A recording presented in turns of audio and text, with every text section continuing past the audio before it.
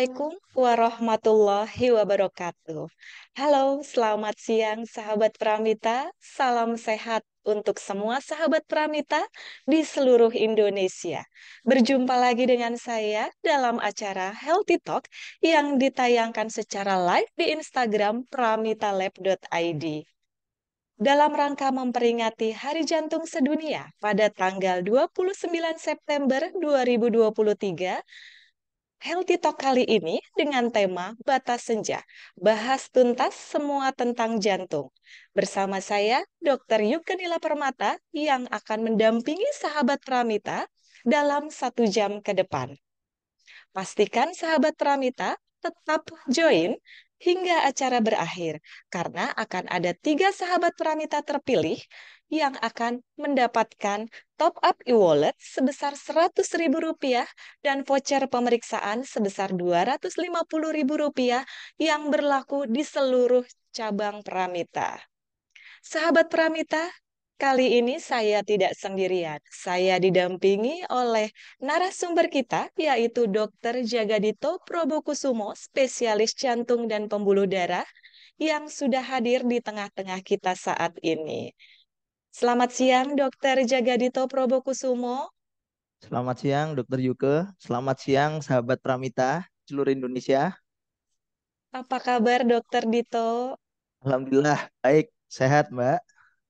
Alhamdulillah, terima kasih dokter sudah berkenan hadir dalam acara Healthy Talk dengan tema Batas Senja, bahas tuntas semua tentang jantung. Sahabat Pramita, sebelum kita menyaksikan paparan materi dari narasumber kita, yaitu Dr. Jagadito Probokusumo, spesialis jantung dan pembuluh darah, izinkan saya untuk membacakan sedikit riwayat pendidikan dari narasumber kita. Beliau menyelesaikan S1 Pendidikan Dokter di Universitas Airlangga pada tahun 2014. Kemudian dilanjutkan dengan pendidikan dokter spesialis di Universitas Gadjah Mada pada tahun 2018. Baiklah sahabat Pramita, kita saksikan paparan materi dari narasumber kita, Dr. Jagadito Probokusumo, spesialis jantung dan pembuluh darah. Kepada beliau, waktu dan tempat kami persilahkan. Terima kasih, Dokter Yuke, atas paparan materinya. Sahabat Pramita di seluruh Indonesia, di sini siang ini kami ingin sharing ya, jadi kita diskusi terkait dengan kesehatan jantung.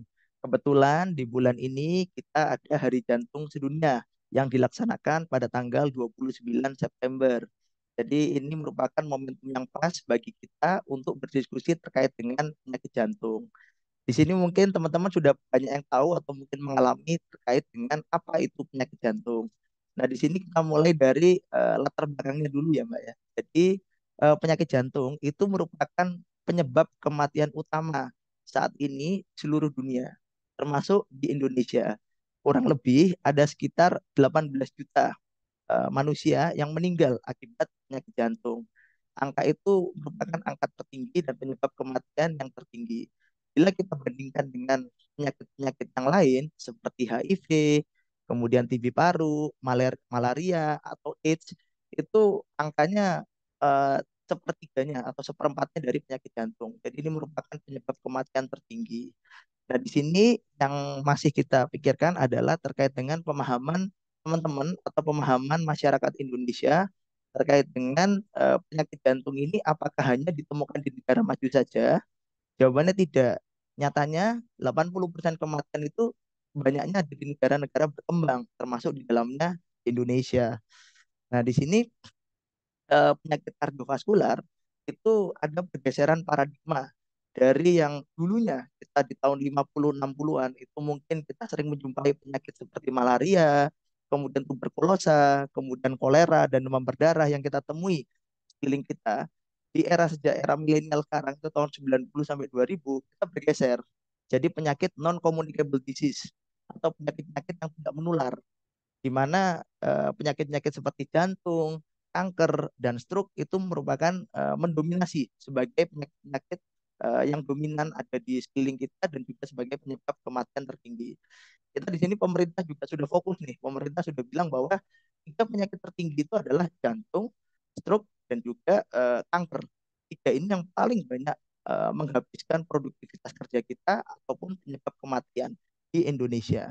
Nah, di sini kita bisa sedikit berbagi kira-kira apa yang bisa kita lakukan untuk mencegah terjadinya penyakit-penyakit non-communicable disease itu tadi.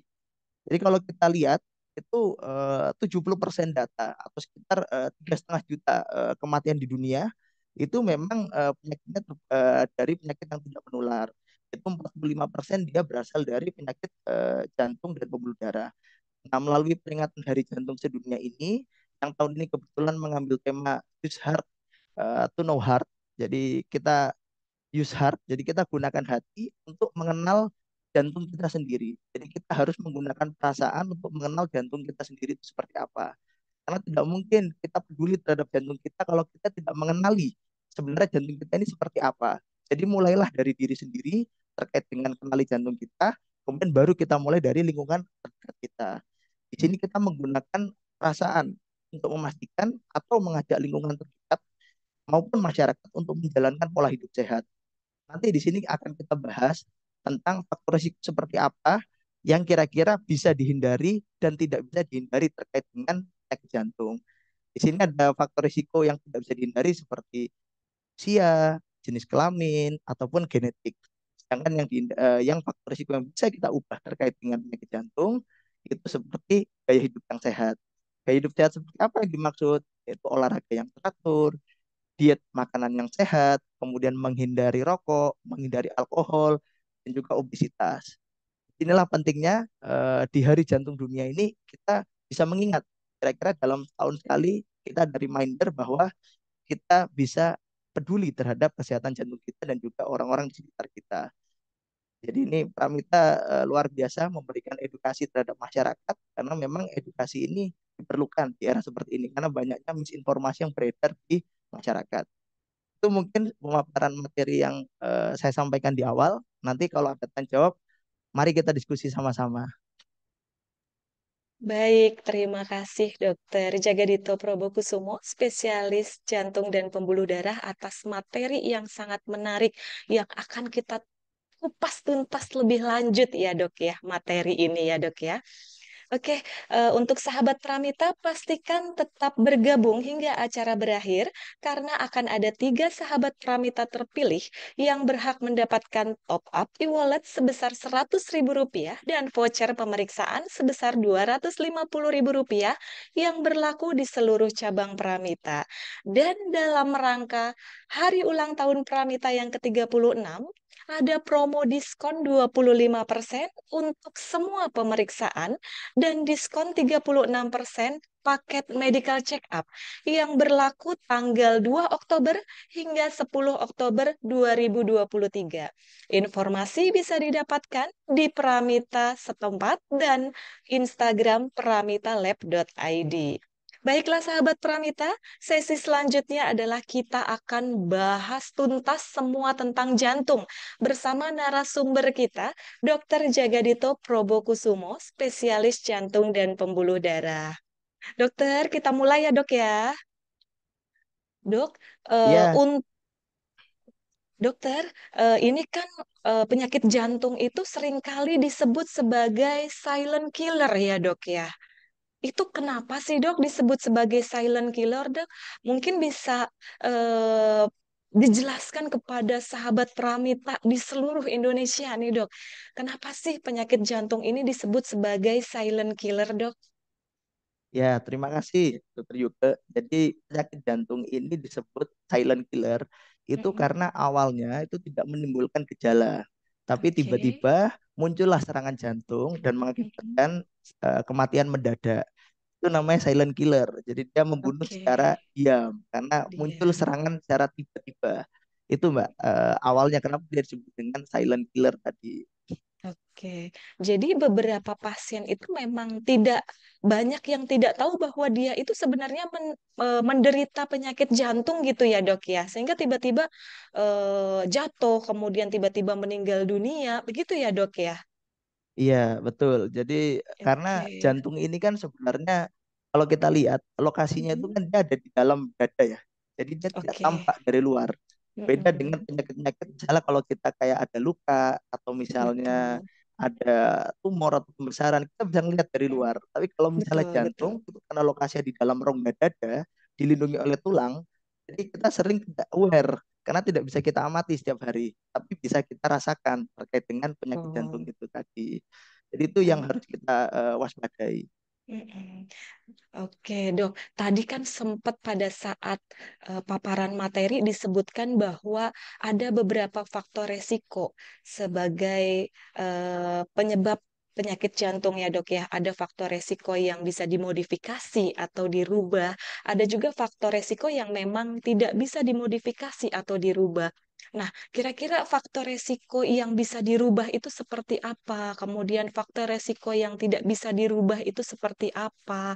Itu seperti apa sih, Dok? Ya, jadi ini berlaku general ya sebenarnya. Jadi tidak Mm-mm. hanya penyakit jantung aja, tapi juga Mm-mm. stroke, kanker ataupun diabetes ya. Jadi ada Betul. faktor risiko yang tidak bisa dirubah, yaitu Mm-mm. contoh seperti usia. Kita tidak bisa melawan usia karena dari hari ke hari kita semakin tua. Itu merupakan qadarullah. Jadi kita tidak bisa melawan kehendak Betul, alam usia. betul, Yang betul. kedua, jenis kelamin. Jadi di sini kita dilahirkan sudah ada jenis kelaminnya laki-laki atau perempuan. Dan di Mm-mm. sini memang secara statistik itu memang laki-laki itu seringnya itu mulai terkena penyakit jantung itu ketika usia 45 tahun ke atas. Oke. Sedangkan wanita itu biasanya lebih tua kenanya, jadi sekitar Mm-mm. 55 tahun ke atas. Jadi ada perbedaan usia. Itu merupakan faktor Oke. risiko yang tidak bisa kita hindari. Kemudian yang kedua ada faktor risiko yang bisa kita modifikasi. Yaitu yang pertama adalah gaya hidup yang paling sering. Dan ini menjadi PR kita semua ya. Karena dengan adanya perkembangan teknologi saat ini itu memudahkan kita semua untuk kerja dan bergerak. Tapi ada juga negatifnya dari perkembangan teknologi. Salah satunya adalah membuat orang menjadi tanda kutip malas untuk bergerak. Jadi sekarang kalau dulu kita mau pesan makanan kita harus jalan kaki atau mungkin kita berkendara ke rumah makan yang ingin kita tuju. Sekarang hanya dengan satu gadget kita klik makanannya sudah datang kayak gitu. Jadi itu Betul. makin membuat kita malas bergerak. Jadi itulah salah satu gaya hidup yang tidak bisa kita ubah. Satu itu terkait dengan gerakan ya atau misalnya itu. Yang kedua adalah olahraga. Nah, olahraga kita juga sering tidak teratur. Olahraga itu kan yang dianjurkan itu 30 menit, yaitu 30 menit selama 5 kali dalam seminggu. Itu harus kita kerjakan. Kemudian yang ketiga, merokok. Merokok ini sudah ada sejak dulu ya, tapi memang faktanya sekarang perokok-perokok di Indonesia itu bukannya semakin hilang, tapi semakin mudah itu semakin merokok. Sekarang udah ada rokok elektrik bahkan, rokoknya namanya vape atau vape ya. Nah, itu juga faktor risiko yang bisa kita ubah. Kemudian alkohol. Alkohol adalah faktor risiko yang bisa kita ubah. Rokok, alkohol, kemudian diet-dietan tadi yang sudah kita bahas di awal. Makanan-makanan di sekitar kita sekarang itu lebih banyak makanan yang tidak sehat dibandingkan dengan Betul. makanan yang sehat. Jadi dia banyak tinggi kalori, tinggi gula, tinggi kolesterol, tinggi lemak, tanpa kita mengetahui sebenarnya isi kandungannya apa. Nah, itu Betul. merupakan faktor-faktor risiko yang bisa diubah untuk kesehatan jantung kita. Jadi banyak sekali ya, Dok ya, faktor resiko yang memang menyebabkan penyakit jantung ini ya, Dok ya. Terutama satu tadi makanan yang tidak sehat ya. Iya. Mungkin makanan yang tidak sehat ini justru lebih enak kita makan ya, Dok ya, daripada makanan yang sehat ya, Dok ya. Iya, betul itu. Oke, dokter. Dokter, ini kan tadi disebutkan tadi faktor resiko yang tidak bisa dirubah itu salah satunya adalah jenis kelamin dan usia ya, Dok ya. Iya. Kalau untuk faktor genetik sendiri gimana, Dok? Misalnya orang tuanya nih punya penyakit jantung atau ayahnya atau ibunya. Itu seberapa besar sih peranan faktor genetik sebagai faktor resiko untuk penyakit jantung, Dok?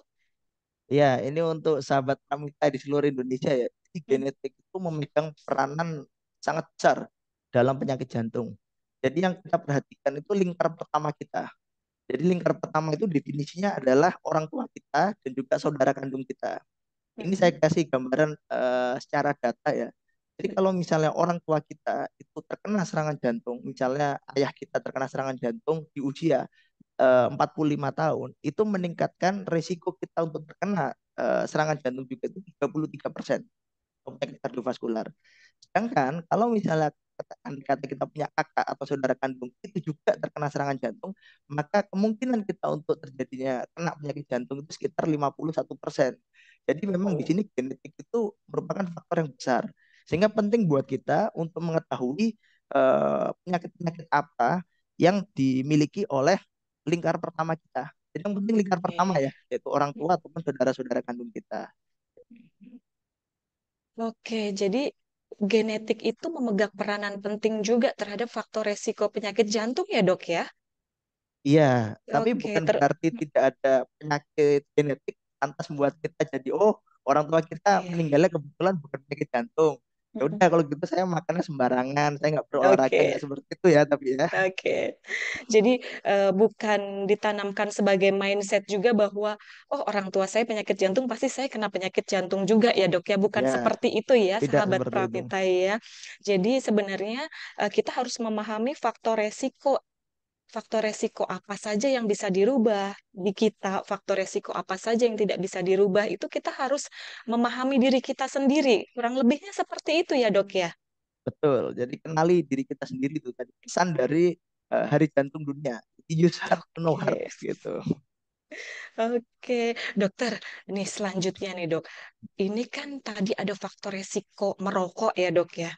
Nah, sementara nih merokok itu sepertinya susah buat dihilangkan ya dok ya untuk kebiasaan merokok ini.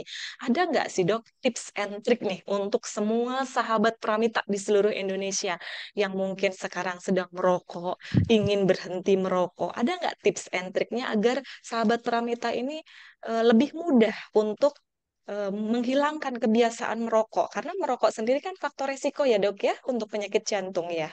Iya.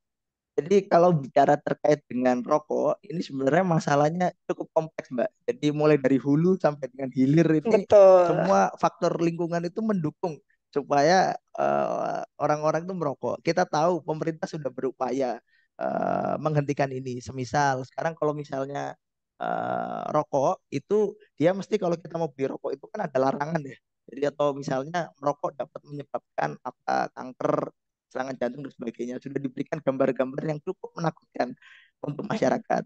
Tapi ternyata masyarakat Indonesia sendiri itu ternyata sudah menjadi budaya merokok itu. Nah, sehingga ini kalau yang bicara tips dan trik itu tentu yang pertama adalah kesadaran dari diri kita sendiri. Apakah kita mau untuk berhenti merokok atau tidak? Kalau saya biasanya mengedukasi pasien saya itu terkait dengan biaya. Jadi kebutuhan rokok ini merupakan kebutuhan biaya rumah tangga yang cukup menyedot anggaran rumah tangga. Jadi buat ibu-ibu biasanya stres kalau suami yang rokok karena itu menyedot anggaran rumah tangga. Padahal dengan Jatahnya anggaran berkurang ya dok rokok, ya.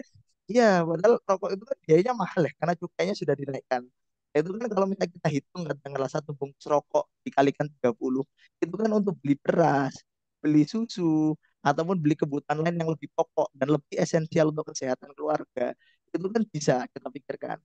Cuman ternyata merokok ini bukan hanya penyakit teman-teman dengan ekonomi yang menengah ke atas, tapi merokok ini sudah menjadi budaya buat masyarakat yang ekonomi menengah ke bawah.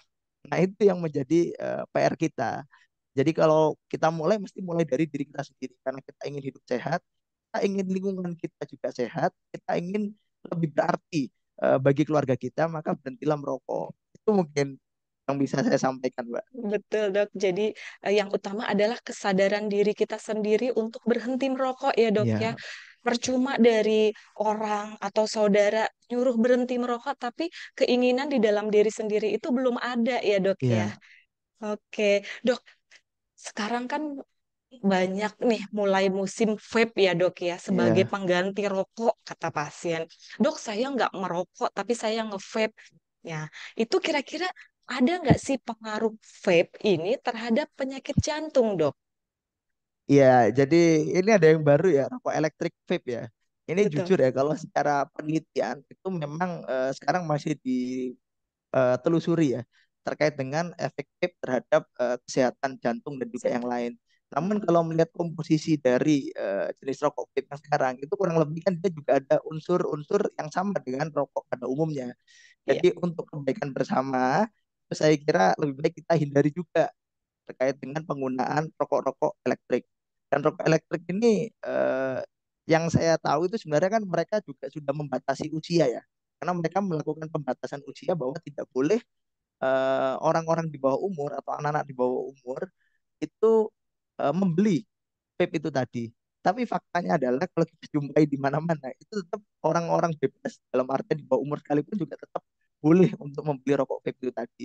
Jadi ini mohon dibantu untuk semua sahabat Pramita, tolong dibantu edukasi putra-putranya ataupun lingkungan sekitarnya agar tidak menyentuh yang namanya vape itu tadi.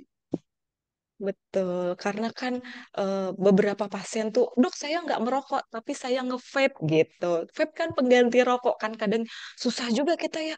Kan beda dok sama rokok yang biasa gitu kan.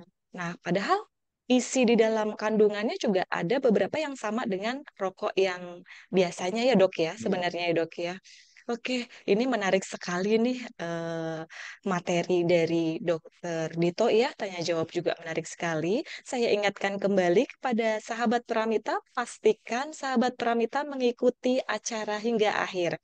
Karena ada 3 sahabat Pramita terpilih yang berhak mendapatkan top up e-wallet sebesar Rp100.000 dan voucher pemeriksaan sebesar Rp250.000 yang berlaku di seluruh cabang Pramita. Dokter, kita lanjut lagi nih. Dok, Ya, tadi monggo. kan ada faktor resiko terkait dengan gaya hidup. Yang salah satunya adalah makanan atau diet ya dok ya. Nah, kira-kira makanan-makanan apa saja sih yang harus dihindari nih dok oleh sahabat Pramita untuk menghindari agar saya ini eh, menghindari dari penyakit jantung nih, faktor resiko apa nih dok dari makanan atau diet yang memang harus dihindari oleh sahabat Pramita dok? Ya, jadi makanan ini sangat krusial ya, karena kita ini sebagai manusia kan pasti perlu makan. Cuma kita harus tahu apa makanan yang kita konsumsi, karena makanan yang sehat akan membuat badan kita juga sehat. Tapi jika kita mengkonsumsi makanan yang tidak sehat, itu tentu akan menyulitkan badan kita juga. Dan di sini dalam katakan dalam penyakit jantung itu yang biasa menjadi musuh terbesar dari kita sebagai dokter jantung itu ada dua, yaitu gula dan juga garam. Jadi makanan-makanan yang manis-manis dan juga makanan yang asin-asin. Ada lagi musuh ketiga, yaitu yang mengandung kolesterol atau mengandung asam lemak yang tidak baik. Nah, di sini kita mulai dari gula dulu ya, Mbak ya, yang paling sering ya. Jadi Ya. sekarang itu hampir semua makanan itu banyak yang manis-manis, terutama kalau Mm-mm. misalnya kita makan, kalau nggak ada yang manis, kayaknya ada yang kurang kayak gitu kan. Kemudian makanan-makanan cepat saji di sekitar kita itu juga mendukung. Dikit-dikit ada yang Mm-mm. namanya boba, ya kan, yang sebenarnya gulanya itu sangat tinggi bahkan. Ya, Padahal betul dok. kebutuhan gula harian kita itu cuma sekitar menurut anjuran Kemenkes itu hanya sekitar 50 gram. 50 gram itu mungkin sekitar 4 sendok makan. Itu gula yang kita konsumsi harian. Ya. Gula sendiri itu memang diperlukan untuk kita untuk berpikir, karena otak itu hanya makan glukosa. Jadi otak kita untuk berpikir itu memang mereka makannya glukosa, yaitu gula. Tapi gula seperti apa kan gula yang sesuai takaran, bukan gula yang berlebihan. Nah, itu yang pertama. Yang kedua adalah garam. Nah, garam ini kita sering tidak sadar bahwa kita suka makan yang asin-asin. Apalagi di Indonesia ini rempahnya tinggi. Jadi kalau misalnya garamnya Betul. nggak berapa sendok itu rasanya kurang srek gitu kan. Kurang pas Itu ya dok ya. kurang pas gitu kan. Belum ditambah micinnya, belum ditambah Mm. penyedapnya, ya kan? Kayak gitu. Jadi Betul, gula betul. itu kita maksimal menurut anjuran cuma beli 2 sendok teh per hari. Itu kebutuhan garam Oke, kita. Karena kalau kita mengkonsumsi garam yang berlebihan, itu dia bisa meningkatkan tekanan darah, karena sifatnya oke. garam itu kan Na, natrium ya, itu mengikat air, sehingga kalau mengikat air itu cenderung untuk meningkatkan tekanan darah. Jadi orang yang suka makan asin-asin seperti ikan asin, mungkin karena saya dari Tegal ini banyak makan telur asin, itu tensinya rata-rata tinggi-tinggi semua, Mbak, kalau di masyarakat itu. Oke. Iya, kan berat tinggi. Oke. Kemudian yang ketiga yaitu kolesterol. Nah, kolesterol ini tidak hanya pemahaman kita tidak hanya seperti daging, jeroan, tapi yang Ya, paling sering adalah minyak. Jadi konsumsi minyak berlebihan, minyak goreng berlebihan, hal-hal yang digoreng itu bisa meningkatkan faktor risiko terjadinya penyakit kardiovaskular. Jadi mungkin itu 3 hal pelajaran yang bisa kita ambil bersama untuk mengurangi terjadinya insidensi penyakit kardiovaskular. Oke, jadi sahabat Pramita mulai mengetahui nih, saya ini sebenarnya harus mengurangi apa? Bukan sama sekali nggak boleh dimakan ya dok ya, sebenarnya ya dok ya. Tapi kita membatasi jumlahnya. Betul Ya, begitu ya dok betul ya? jumlahnya yang kita Oke. batasi. Oke, jadi bukan berarti tidak boleh makan sama sekali ya untuk yang asin, kemudian makanan bersantan, makanan minyak ya dok ya, tapi jumlahnya dikurangin. Mungkin Ya, intensitasnya juga dibatasi gitu ya dok ya, kurang ya, lebihnya betul. ya. Oke, dok, lanjut nih. Untuk penyakit jantung ini ada gejala khasnya nggak sih, dok? Apakah karena kan hampir mirip-mirip dengan seperti mah gitu ya, dok Oke. ya? Nah, Hmm. kira-kira ada gejala khas nggak sih dari penyakit jantung ini, dok? Ya, ini pertanyaan yang bagus sekali dan sering sekali ditanyakan sama pasien-pasien ya, terutama yang sudah terkena serangan jantung. Jadi penyakit jantung itu bermacam-macam, Mbak. Jadi spektrumnya bermacam-macam. Ada yang namanya penyakit jantung koroner, ada yang namanya gagal jantung, ada yang namanya penyakit katup jantung, ada yang namanya henti jantung atau gangguan irama jantung itu juga ada. Jadi jantung itu macam-macam. Cuma yang paling sering yang jadi raja sekarang pembunuh nomor satu itu namanya penyakit jantung koroner. Nah, di sini yang mau saya sampaikan adalah terkait dengan gejala penyakit jantung koroner. Yaitu yang pertama, dia itu nyerinya itu khas. Jadi dia nyerinya biasa lokasinya itu ada di dada depan, dia bisa tembus ke belakang ataupun menjalar ke lengan sampai ke leher. Jadi bisa rasanya seperti tercekik lehernya ataupun kerasa seperti ditindih batu. Itu yang pertama. Jadi ada kerasa di dada yang luar biasa, bahkan kadang sampai keringat dingin. Jadi tiba-tiba pasien tuh sering rasanya bahwa saya masuk angin dok, makanya saya kerokan. Nah, hati-hati Betul, nih. betul. Orang mesti datang ke IGD itu rata-rata sudah kerokannya udah merah-merah. Nah, padahal saya udah tahu kalau pasien udah sampai kerokan, kemudian dia datang ke Mm, IGD artinya tidak membaik dengan kerokan, itu rata-rata Oke, dia kena penyakit jantung. Jadi yang orang bilangnya angin duduk atau masuk angin, padahal enggak. betul, betul. Itu adalah gejala serangan jantung yang pertama. Yang kedua, tadi lokasi ya, lokasi dan kualitasnya seperti apa. Yang kedua adalah saat apa biasanya nyeri dadanya muncul. Jawabannya adalah saat beraktivitas. Jadi jarang penyakit jantung itu ada penyakit jantung yang muncul ketika kita sedang istirahat itu ada. Tapi mayoritas itu muncul ketika kita sedang bekerja atau beraktivitas berat. Misalnya ketika kita sedang angkat-angkat atau ketika kita sedang lari. Jadi sering ya kita jumpai tiba-tiba atlet meninggal karena tengah lapangan karena serangan jantung kayak gitu. Karena dia munculnya pada saat kita bekerja atau aktivitas itu rasa dadanya itu tambah berat. Dan yang ketiga, dia biasanya membaik dengan istirahat. Jadi ketika kita sedang duduk atau ketika sedang kita tiduran setelah kita merasa nggak enak dadanya, itu tiba-tiba lebih enak, dadanya lebih plong. Nah, itu tanda-tanda tiga itu harus waspada. Jangan-jangan saya ada penyakit jantung koroner.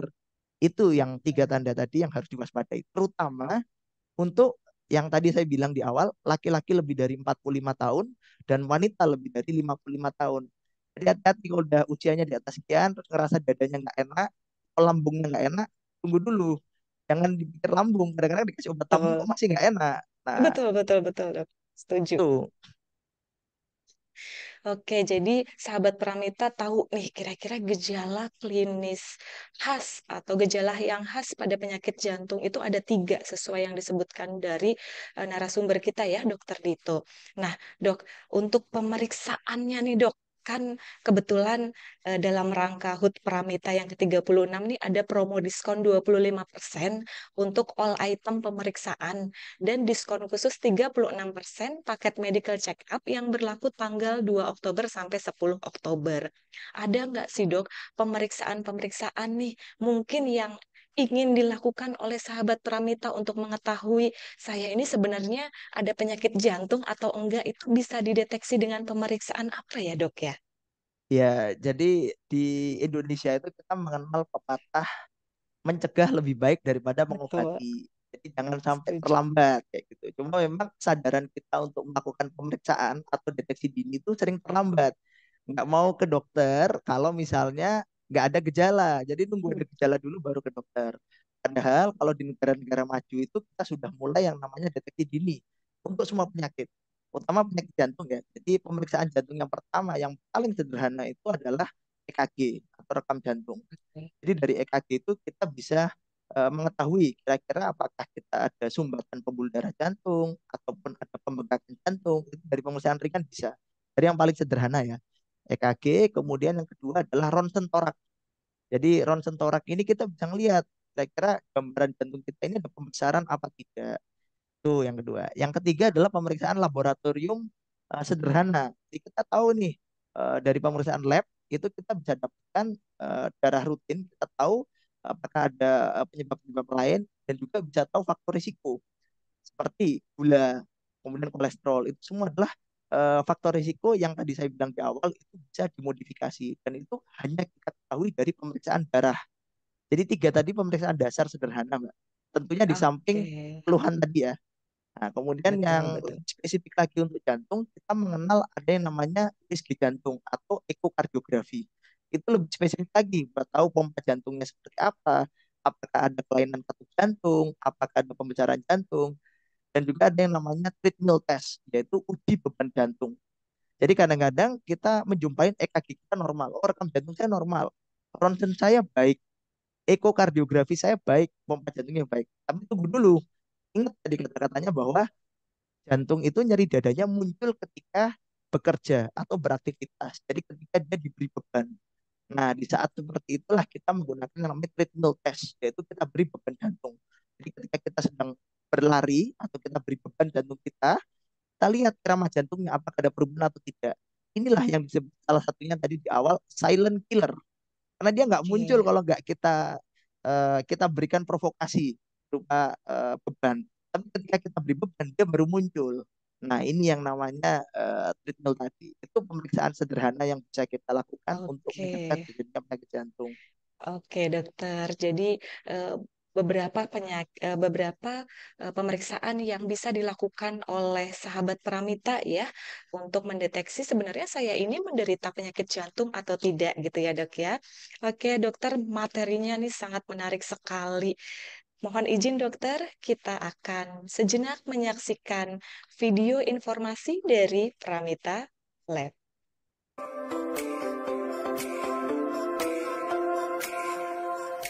Hai sahabat Pramita, merayakan ulang tahun Pramita Lab ke-36, manfaatkan diskon 25% untuk semua jenis pemeriksaan. Dapatkan pula harga spesial untuk paket-paket medical check-up. Promo berlaku mulai tanggal 2 sampai dengan 10 Oktober 2023. Dan sahabat Pramita bisa melakukan pendaftaran pemeriksaan mulai tanggal 5 September 2023. Info WA Sapa Pramita 0888 0305 7700 atau kunjungi Pramita Lab terdekat di kota Sahabat Pramita. Sehat bersama Pramita Lab.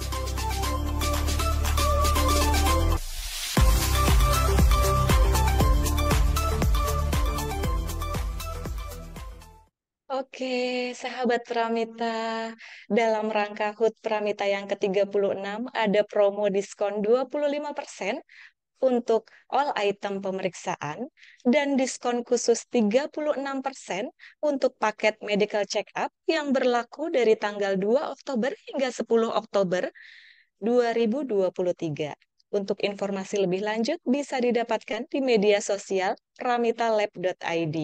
Pastikan sahabat Pramita join live Instagram hingga acara ini berakhir, karena akan ada 3 sahabat Pramita terpilih yang akan mendapatkan top up e-wallet sebesar Rp100.000 dan voucher pemeriksaan sebesar Rp250.000 yang berlaku di seluruh cabang Pramita.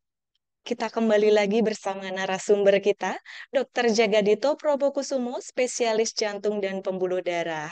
Dokter Jagadito, Iya, Mbak. sesi selanjutnya adalah kita akan membacakan pertanyaan-pertanyaan dari sahabat Pramita yang sudah masuk di kolom chat nih, Dok.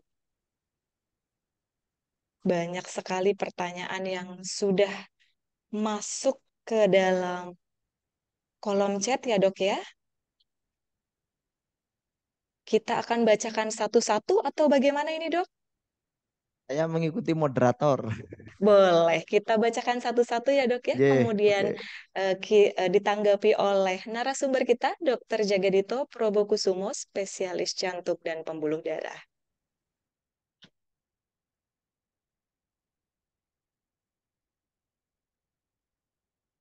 Oke, untuk pertanyaan pertama nih dok, dari sahabat Pramita Karito Karito 392. Dok, bagaimana tips dan trik mencegah penyakit jantung di usia muda pada anak yang memiliki orang tua yang menderita penyakit jantung koroner, dok? Baik, terima kasih. Pertanyaannya bagus sekali ini. Jadi yang pertama tips and trick ya terkait dengan bagaimana mencegahnya. Jadi tentunya yang tadi sudah kita sebutkan, kita pertama kita harus aware terhadap diri kita sendiri. Apakah kita kalau misalnya kita sedang bekerja terlalu berat, kemudian kita pakai aktivitas seperti olahraga berat, misalnya lari atau olahraga, apakah kita sering merasa nyeri dada atau tidak enak dada. Jadi yang pertama kita harus tahu diri kita sendiri dan gejalanya, apakah memang rasanya nyeri dada atau tidak. Karena memang penyakit jantung koroner itu tidak hanya untuk usia di atas 45 atau 55 tahun.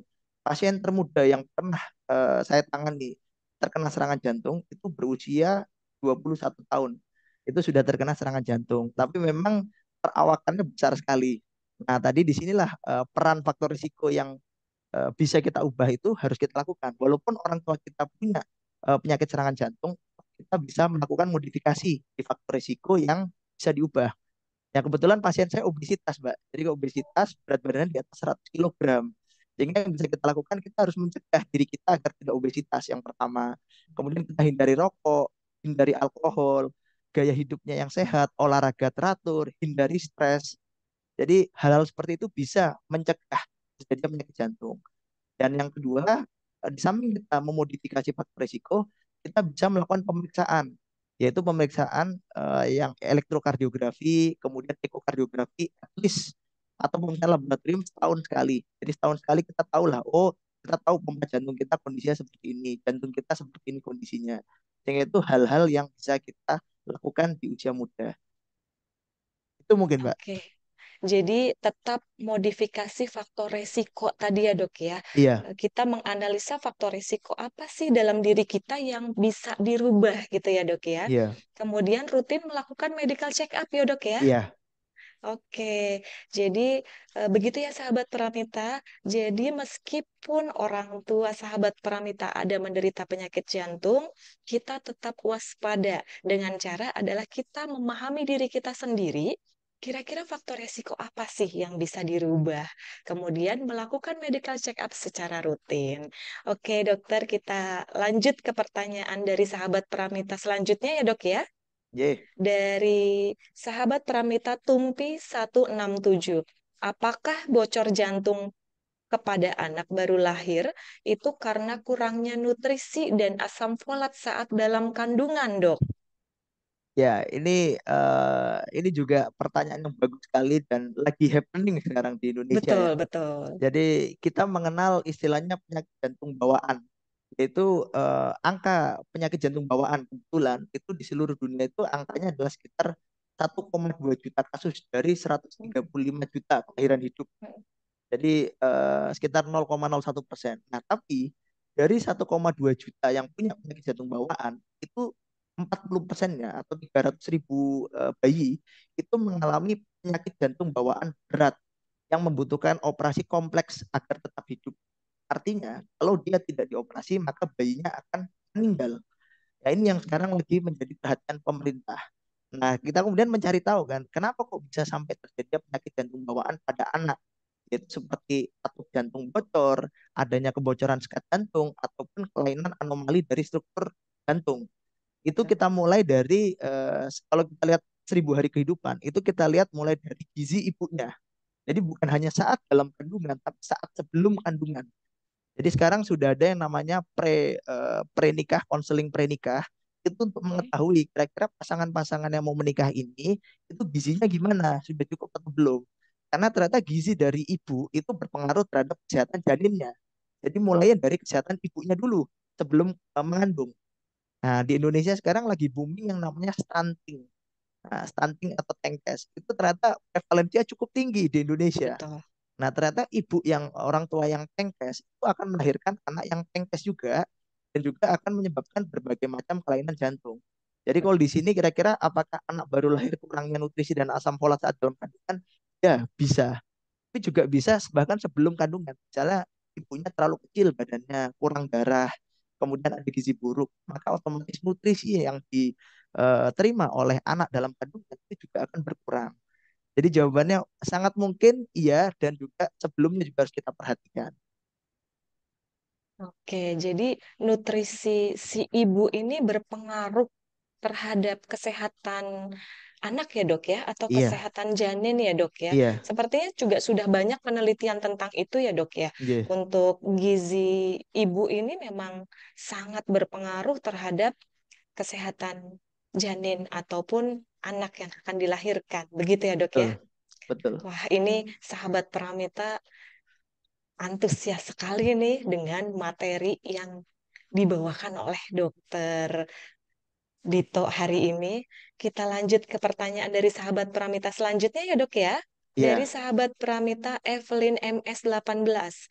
Jika seseorang dengan penyakit diabetes, apakah lebih rentan terkena penyakit jantung koroner dok?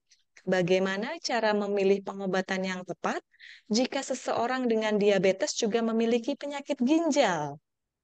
oke, ini pertanyaan juga bagus ini. Jadi saya jawab yang Bagus-bagus ya dok pertama ya dulu. Bagus ini, pertanyaannya ya. pertanyaannya yang dialami sehari-hari memang ini. Betul, Jadi betul. penyakit diabetes apakah lebih rentan terkena penyakit jantung koroner? Jawabannya iya. Dan bahkan sangat iya. Karena diabetes tadi itu adalah musuh utama terbesar timbulnya penyakit-penyakit metabolik. Jadi kalau kita tahu kebetulan diabetes dan hipertensi ini komplikasinya sama, yaitu saya menyebutnya ada organ mayor. Jadi kalau orang terkena diabetes atau darah tinggi itu biasanya dia kalau di kepala itu menyerang saraf itu namanya bisa terjadi stroke. Nah, stroke ini merupakan yang dia tiba-tiba lemah anggota gerak sebelah, tiba-tiba pilu. Kemudian kalau diabetes dan darah tinggi ini komplikasinya ke mata, itu dia bisa yang namanya retinopati.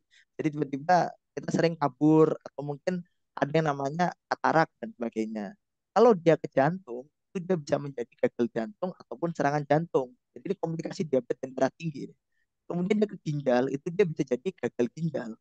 Jadi orang dengan faktor risiko diabetes dan hipertensi itu rata-rata menyerang beberapa organ, tidak hanya jantung saja, tapi ada teman-temannya, ada stroke, ada mata, ada ginjal, kemudian juga ada rasa-rasa neuropati namanya, yaitu kesemutan, yaitu. Kemudian terkait dengan pemilihan pengobatan yang tepat. Nah, kalau ini harus konsultasi ke dokter jantung dan penyakit dalam. Jadi kalau ini paling tepat mungkin langsung ke dokter spesialis jantung atau penyakit dalam karena terapi dari tiap-tiap orang itu berbeda. Ada orang yang cocok diberikan obat X, ada orang yang cocok diberikan obat Y. Jadi tiap orang itu kondisi tubuhnya berbeda-beda dan obatnya juga cocok-cocok dan juga berbeda-beda. Nah, nanti kita sesuaikan kira-kira apa yang paling pas.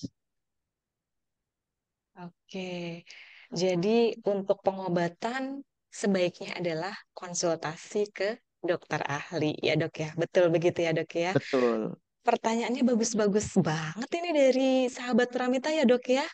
Masya Allah. Kita bacakan dari sahabat Pramita yang lain ya dok ya. Dari Iya. mikrobioblog mikrobiologers.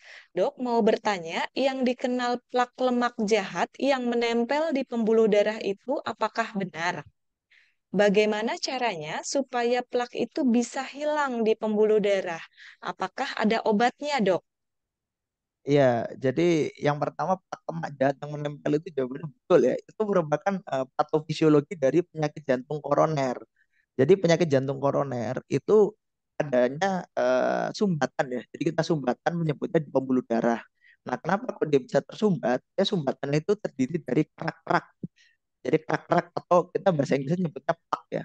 Nah, plak-plak ini dia merupakan gabungan dari kolesterol. Jadi teman-teman kalau punya kolesterol itu eh, memberikan kontribusi untuk terjadinya suatu plak atau sumbatan tadi. Kolesterol, kemudian asap rokok, ditambah dengan diabetes itu akan mempengaruhi fungsi endotel di dalam dinding pembuluh darah. Sehingga betul, kemudian terjadilah suatu proses peradangan di pembuluh darah itu sehingga timbullah suatu plak. Nah, plak itu tadi, kalau misalnya plaknya itu pecah, itu akan menyumbat pembuluh darah. Itulah yang dinamakan dengan penyakit jantung koroner. Atau kalau misalnya plaknya tersumbat total atau membuntu total pembuluh darah koroner, itu yang namanya serangan jantung yang mengakibatkan nyeri dada. Jadi itu betul terkait dengan plak tadi dan terkait dengan dinding pembuluh darah. Kemudian gimana caranya supaya plak itu bisa hilang atau larut dari di pembuluh darah. Jadi plaknya itu sebenarnya merupakan proses yang lama ya. Jadi timbulnya suatu plak itu munculnya mulai dari kita muda atau dari kita kecil, bukan yang tiba-tiba muncul ketika kita dewasa. Sehingga apa yang kita makan sejak dulu sampai kita dewasa saat ini itu harus kita perhitungkan baik-baik karena akan menimbulkan suatu plak. Nah, tadi yang seperti yang sudah dibilang oleh Mbak Yuke di awal, kita makan nggak boleh berlebihan. Siapa yang bilang bahwa kolesterol itu tidak boleh? Kolesterol itu boleh, tapi jumlahnya disesuaikan. Kolesterol penting untuk pertumbuhan, untuk penyembuhan fungsi sel, pembentukan hormon, itu penting. Tapi ketika jumlahnya berlebihan, maka kolesterol itu akan disimpan di dinding-dinding pembuluh darah. Jadi yang benar adalah kita mengkonsumsi makanan secara secukupnya, supaya tidak timbul plak itu tadi. Nah, kalau sudah timbul plak, gimana? Ya kita buat supaya plaknya itu tidak pecah, yaitu dengan mempertahankan gaya hidup tadi, seperti itu.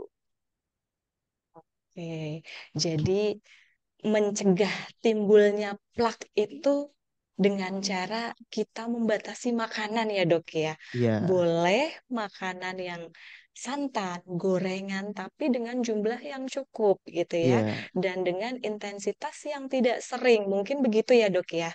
iya. Wah, bagus-bagus ini pertanyaannya dok. Saya bacakan selanjutnya pertanyaan dari sahabat Pramita Tria Zuros.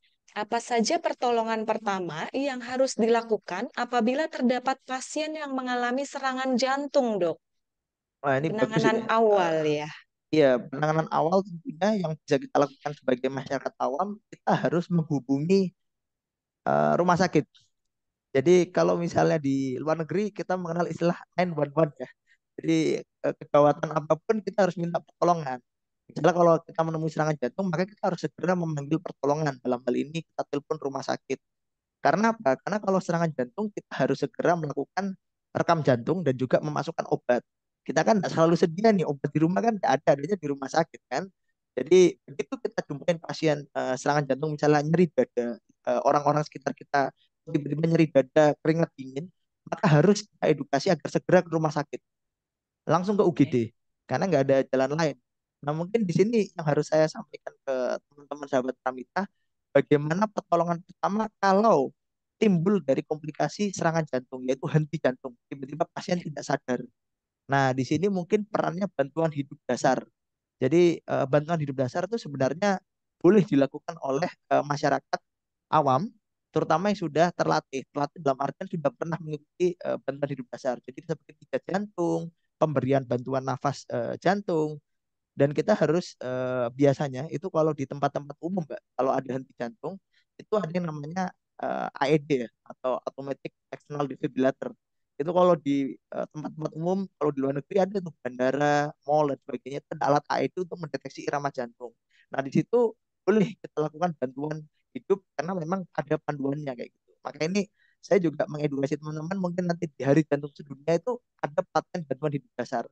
Jadi kita bisa menyelamatkan orang-orang di sekitar kita kalau kita mengetahui tentang bantuan hidup dasar. Cuma kalau untuk serangan jantung, tadi sudah saya sebutkan, segera edukasi untuk ke rumah sakit. Gitu aja. Oke, jadi penanganan awalnya memang segera bawa ke rumah sakit ya dok ya, agar mendapatkan penanganan yang tepat ya dok ya. Iya, Kecuali kecuali memang sudah ada pelatihan tentang bantuan hidup dasar tadi ya dok ya, yang iya. bisa dilakukan oleh sahabat Pranita di sini. Oke dokter, ini sebenarnya masih banyak pertanyaan dari sahabat Pramita yang masuk di kolom chat. Tapi karena keterbatasan waktu, kita tidak bisa membacakan secara lengkap semua pertanyaan dari sahabat Pramita yang masuk ke kolom chat. Mungkin satu lagi ya dok ya, pertanyaan dari sahabat Pramita yang kita bacakan ya. Yang terakhir adalah pertanyaan dari sahabat Pramita Anita Arganta. Dok, saya penderita penyakit jantung pencegahannya bagaimana untuk keluarga lainnya supaya tidak seperti saya. Oke, ya ini Mbak Anita ya. Jadi ini spesifik ya. Tadi benar yang di awal tadi kita sebutkan bahwa spektrum penyakit jantung itu luas ya. Jadi tidak hanya penyakit jantung koroner, tapi juga ada gangguan irama jantung atau kita menyebutnya aritmia. Ini kebetulan Mbak Anita ini penderita aritmia. Kira-kira gimana pencegahannya supaya tidak seperti saya? Nah, di sini mungkin saya jelaskan sedikit ya terkait dengan aritmia. Jadi jantung ini merupakan organ yang sangat spesial, Mbak. Jadi sangat spesial di diri kita. Kenapa? Karena orang Yunani itu bilang bahwa jantung itu lambang cinta. Kenapa kok jantung disebut lambang cinta? Karena dia bisa berdetak sendiri atau dia memiliki sistem konduksi listrik sendiri mengikuti irama suasana hati dari orang yang memiliki jantung. Contoh ya, kalau misalnya kita lari, jantung itu otomatis berdetak lebih cepat. Atau kalau misalnya Mbak Anita atau Mbak Yuke bertemu dengan pujaan hati, kira-kira jantungnya Us, makin berdebarnya makin cepat apa tidak? Berdebarnya makin cepat cepet kan? dok, Nah, itu yang betul. namanya kenapa disebut dengan lambang cinta karena dia punya sistem konduksi listrik sendiri. Nah, di sini kalau misalnya ada yang namanya aritmia atau gangguan irama jantung, berarti yang namanya sistem listrik itu ada dua. Ada generator atau baterainya, yang kedua ada kabel-kabel listriknya. Nah, yang namanya aritmia itu adalah gangguannya di generator atau baterai listrik ataukah gangguannya di kabel. Nah, gimana caranya supaya mencegah? Yaitu kita pertama kita sering menyadari kalau misalnya tiba-tiba kita rasanya detak jantungnya tidak nyaman, orang aritmia itu biasanya dadanya itu tidak nyaman, Mbak. Jadi tiba-tiba sering berdebar-debar sendiri atau dadanya sering terasa tidak enak. Nah, itu biasanya segera periksakan ke dokter jantung. Itu biasanya kita melakukan pemeriksaan rekam jantung atau kita bisa melakukan pemeriksaan irama jantung dalam waktu yang lama. Namanya Holter monitoring. Jadi kita bisa mendeteksi nih, karena kalau misalnya EKG atau rekam jantung saja, itu hanya bisa melihat irama jantung sewaktu. Tapi kalau misalnya munculnya tiba-tiba waktu kita tidur atau waktu kita mandi, kita kan otomatis nggak dipasang EKG nih. Nah, itu kita ada yang namanya Holter monitoring. Jadi bisa mengikuti irama jantung selama 24 jam, 72 jam, ataupun bahkan lebih daripada itu. Ada namanya alat namanya loop recorder juga. Jadi teknologi sudah semakin canggih. Nah, di situ nanti akan dibaca oleh dokter jantung. Kira-kira ada nggak sih gangguan irama jantung yang dimiliki oleh pasien tersebut? Jadi itu caranya untuk mendeteksi secara sederhananya seperti itu. Jadi pertama kenali jantungnya seperti apa. Begitu ada gejala langsung periksakan ke dokter jantung. Di situ nanti dokter akan memutuskan kira-kira alat atau device apa yang cocok untuk dipasang untuk mendeteksi kelainan irama jantung. Kayak gitu, Mbak Yuke. Oke, dok, ini materinya sangat menarik sekali. Mohon maaf kepada sahabat Pramita yang tidak sempat terbaca untuk pertanyaan-pertanyaannya. Oke, dokter, mohon izin, sahabat Pramita juga kita akan menyaksikan video informasi dari Pramita Lab.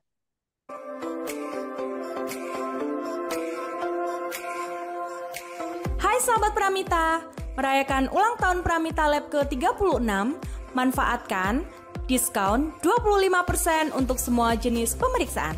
Dapatkan pula harga spesial untuk paket-paket medical check-up. Promo berlaku mulai tanggal 2 sampai dengan 10 Oktober 2023. Dan sahabat Pramita bisa melakukan pendaftaran pemeriksaan mulai tanggal 5 September 2023. Info WA Sapa Pramita 0888 0305 7700 atau kunjungi Pramita Lab terdekat di kota sahabat Pramita. Sehat bersama Pramita Lab.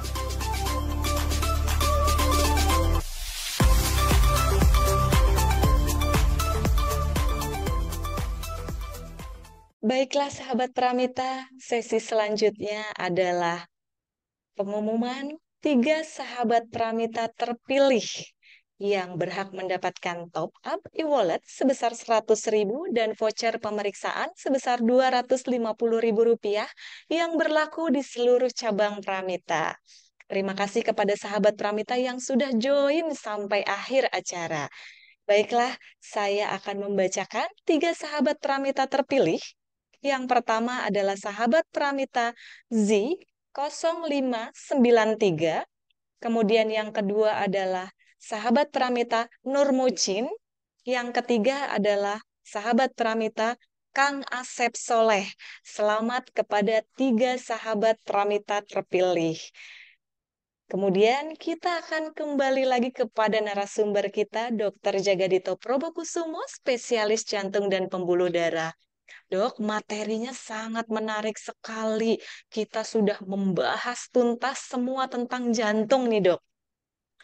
Nah, di sesi akhir ini kira-kira simpulan apa sih yang bisa dokter sampaikan kepada seluruh sahabat Pramita nih, Dok? Ya, jadi untuk seluruh sahabat Pramita di seluruh Indonesia, dalam rangka Hari Jantung Sedunia, kami di sini ingin menekankan tentang pentingnya kesadaran diri untuk mengingatkan diri sendiri, lingkungan terdekat kita, dan juga terutama keluarga ya, dan juga orang-orang di sekitar kita. Kami selaku dari Perhimpunan Kardiovaskular Indonesia itu menginginkan agar masyarakat itu lebih aware terhadap diri sendiri dan juga berjanji untuk bersama-sama untuk menurunkan insidensi dari penyakit kardiovaskular. Janji kepada diri sendiri dan keluarga bahwa kita akan membudidayakan hidup yang lebih sehat. Kita akan makan makanan yang lebih sehat, kita akan berolahraga lebih banyak, kita akan berhenti merokok, dan juga kita akan berhenti minum alkohol. Kita akan memberikan edukasi kepada anak-anak kita untuk membantu mereka menjadi lebih aktif bergerak dan mengatakan tidak kepada merokok. Jadi kira-kira itu pesan yang bisa kami sampaikan karena slogannya adalah Your heart is our heart too. Jadi itu agar Oke, kita sama-sama saling menjaga jantung kita. iya. Dokter Jagadito Probokusumo, spesialis jantung pembuluh darah. Terima kasih sudah join di acara Healthy Talk dengan tema Batas Senja, bahas tuntas semua tentang jantung. Terima kasih juga kepada sahabat Pramita yang sudah join hingga akhir acara. Akhir kata, sayangi jantungmu untuk hidup yang lebih baik. Wassalamualaikum warahmatullahi wabarakatuh. Waalaikumsalam.